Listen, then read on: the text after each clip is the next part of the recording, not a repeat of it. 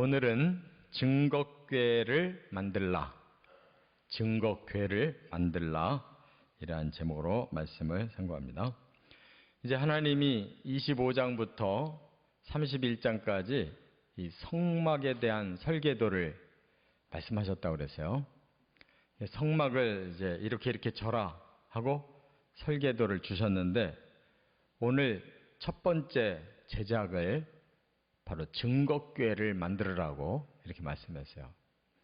성막은 이 방이 두 개로 되어 있어요. 성소와 지성소.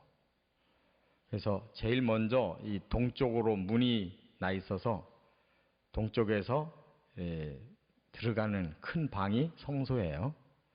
거기에 이제 떡상도 있고 등대도 있고 또 앞쪽에는 이 분향단도 있어요. 근데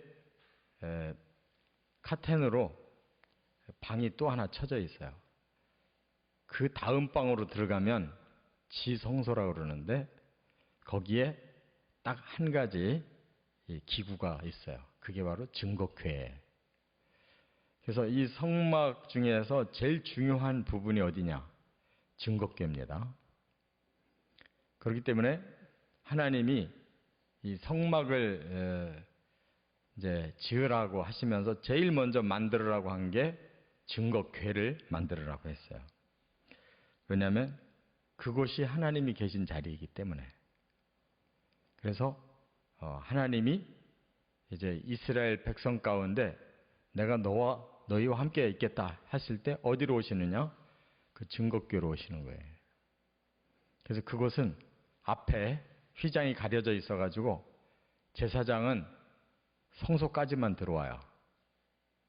그리고 1년에 한 번만 대제사장이 그 지성소 들어가는 휘장을 열고 이 증거궤 앞에 딱 한 번 들어가는 거예요. 1년에 한 차례.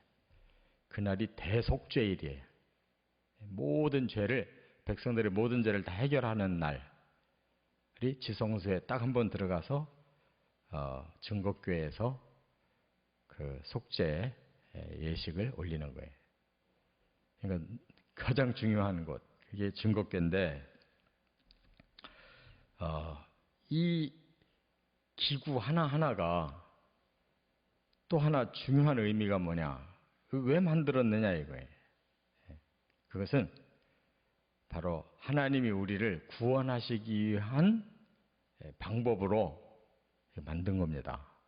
그래서 구약시대에 눈에 보이는 이 성막 제도는 말하자면 임시로 하나님이 주신 방법이고, 그것이 근본적으로 바로 우리에게 주시는 그 구원은 예수님을 통해서 주신 거예요. 그래서 이 성막의 기구를 만들면 그 기구 하나하나가 다 구원에 관계되는 그 예표인데, 바로 예수님이 그렇게 구원을 이루어 주셨어요. 예수님이 증거궤의 역할을 하시고, 예수님이 떡상의 역할을 하시고, 또 등대 역할을 하시고, 분향단의 역할을 하시고, 또 제단, 번제단의 역할을 하시고, 물두멍의 역할을 하시고, 이렇게 다 예수님의 그 구원 사역과 이 성막의 기구가 다 일치되는 거예요. 그래서 하나님이 주신 이 구원론이 어떤 거구나 하는 것을 알 수 있어요. 그래서 구약과 신약은 그렇게 짝을 이루고, 구약에 주신 이 율법은 예표, 신약에 주신 복음은 그 본체가 되는 것이다. 그 말이에요.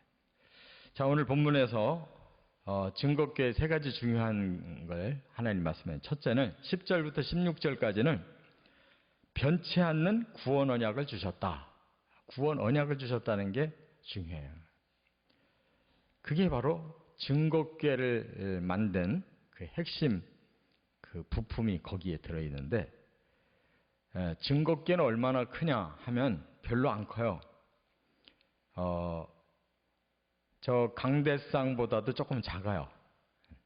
그래서 가로가 114cm, 1m 14cm 정도밖에 안 돼요. 이 길이가. 그리고 요 폭이 그 반밖에 안 돼요.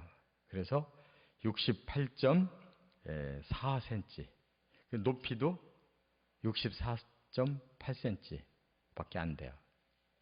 그러니까 조그만하죠. 그런데 이렇게 만든 다음에 이걸 처음에는 이런 나무로 만들어요. 그 다음에 전체를 금으로 다 입혀요. 아니고 바뀌고 하여간 모든 부분을 금으로 완전하게 둘러서 입히고, 그리고 이제 채를 이렇게 어깨에다 이걸 옮길 수가 있도록 직접 이 증거궤를 못 만지도록 이 채를 이렇게 두 군데를 이렇게 해서 나중에 제사장들이 어깨에 메고 갈 수 있도록 여기다가 채를 고정시켜 놨어요. 그런데 이렇게만 만들고 마는 게 아니라 이 속에다가는 증거판을 넣어두라고 그랬어요. 이 증거판이 뭐냐? 그게 바로 모세에게 주신 두 돌판이에요. 그걸 왜 증거판이라고 했느냐? 하나님이 언약을 하시고 그걸 보면 항상 그 언약이 효력을 드러낸다는 거예요. 그 언약이 뭐예요? 바로 하나님이 내가 너희를 내 백성으로 삼겠다. 너희는 내 백성답게 살아라 하고 하나님 법을 주셨잖아요. 그래서 그것이 언약이라는 거예요. 하나님과 사람들 사이의 언약이에요.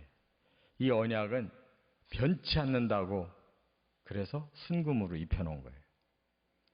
그러니까 이 언약궤와 그 안에 있는 증거판만 보면 항상 우리는 하나님 앞에 구원받고 하나님의 백성이 됐다는 사실을 언제든지 우리가 확인하는 거예요. 이 증거궤가 있는 한, 증거판이 있는 한. 그런데 이것은 물질로 만들어졌기 때문에 없어질 수가 있죠. 그래서 예수님이 바로 직접 이 땅에 오셔서 우리에게 그 약속을 주시고, 예수님이 직접 제사의 희생제사를 당신이 직접 제물이 되셔서 단번에 이 구원을 이루어 놓으셨기 때문에 그 사건 자체가 영원히 변치 않는 언약이 된 거예요. 그래서 모든 인류는 예수님을 믿으면 바로 그 순간 죄를 해결하고 구원받는다는 거. 할렐루야. 두 번째, 17절에 보면 죄를 해결해 주신다 하는 거예요. 자, 이렇게 증거궤를 만들어 놓고 그 위에 뚜껑을 덮으라고 그랬어요. 뚜껑을 덮는데 그 이름을 속죄소라고.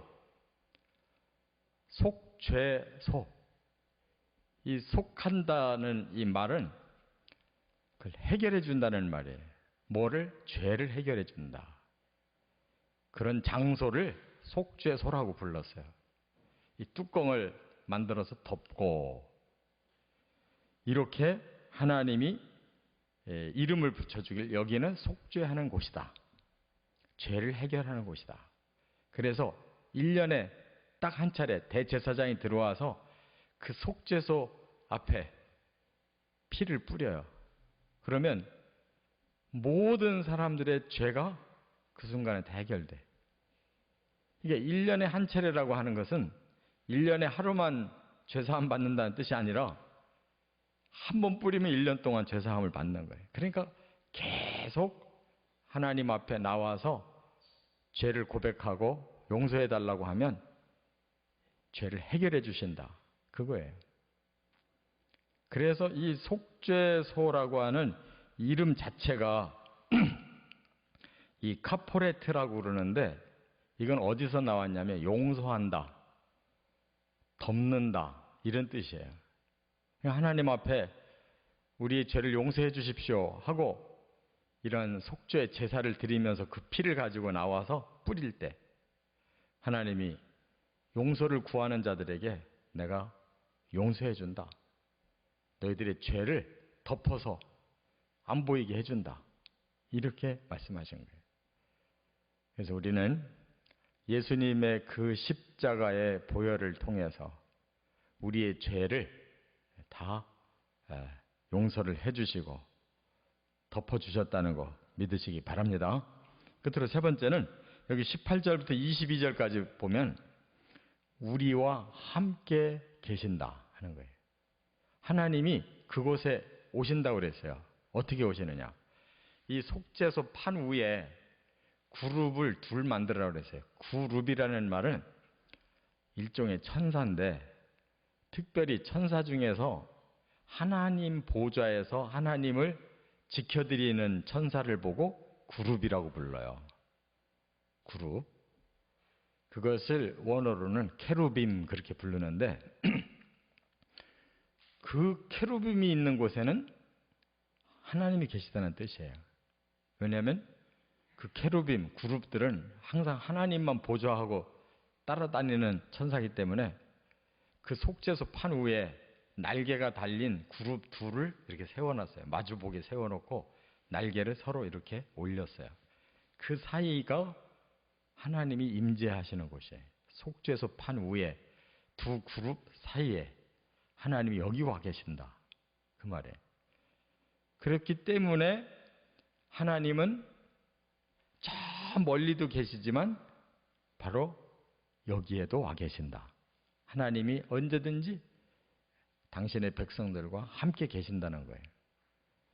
그래서 대제사장은 1년에 한 번씩 그 지성소 안에 들어가서 하나님을 뵙는 거예요. 할렐루야. 이 말은 하나님이 영으로 계시는 거죠. 어떤 눈에 보이는 형상으로 오시는 게 아니고. 그래서 하나님이 눈에 보이는 형상으로 오신 분이 예수님이고, 그래서 우리를 위해 죄를 씻기 위해 몸으로 오셔서 그걸 해결해 주셨고, 다시 올라가신 후에는 성령으로 오셨어요. 그래서 지금은 지성소 안에 이 속죄소 위에 계시던 하나님이 이제는 성령으로 우리 모든 믿는 자들과 함께 계신다는 거 꼭 믿으시 바랍니다.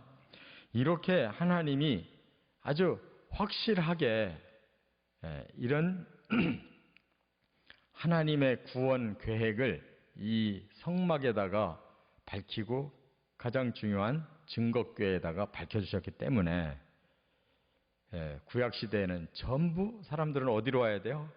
성막으로 와야 되는 거예요. 대제사장 궁극적으로 대표로 성막에 들어가서 바로 이 구원의 약속대로 속죄를 하고 하나님 뵙고 또 하나님 주신 축복을 모든 백성들에게 축원한 거예요. 이 신앙의 원리 우리가 잘 깨닫고 항상 하나님 안에서 이렇게 구원의 은혜를 누리며 사시기를 주의 이름으로 축원합니다.